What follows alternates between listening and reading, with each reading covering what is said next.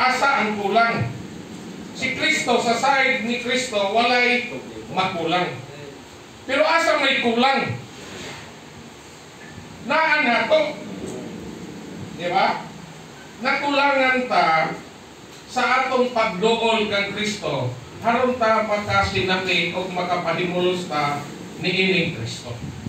Bagay nag-isgutan na kamaikson din ha, mugugol tag igong panahon. Nya di kulang mo ta kanulis panahon. Labi na panahon sa naiklase, di ba?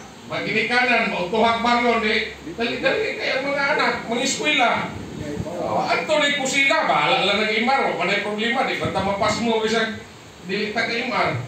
Di ba? Pwede na pag mapas mo ba ka imar?